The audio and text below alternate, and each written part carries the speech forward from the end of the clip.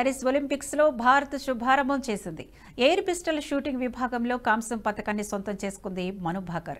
10 మీటర్ల air pistol shooting ఫైనల్లో 221.7 పాయింట్లతో తృతీయ స్థానంలో నిలిచింది. దీంతో ఒలింపిక్స్ క్రీడల్లో మహిళా పిస్టల్ షూటింగ్ విభాగంలో పతకం సాధించిన మొదటి మహిళగా సరికొత్త రికార్డును నెలకొల్పింది మను భాకర్.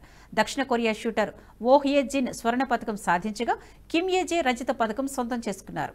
ఎయిర్ పిస్టల్ షూటింగ్ విభాగంలో కాంస్య పతకం సాధించిన మను భాకర్కు ట్విట్టర్ వేదికగా స్పెషల్ విషెస్ చెప్పారు ప్రధాని నరేంద్ర మోదీ. ప్యారిస్ ఒలింపిక్స్ 2024లో భాగంగా దేశం తరపున మొదటి పతకాన్ని గెలుచుకున్నారు. కాంస్య పతకాన్ని సాధించినందుకు అభినందనలు. భారత్ తరపున షూటింగ్లో పతకం సాధించిన తొలి మహిళగా రికార్డులోకెక్కి ఈ విజయం మరింత ప్రత్యేకం. ఇది అపురూపమైన విజయం అంటూ ట్వీట్ చేశారు ప్రధాని మోదీ.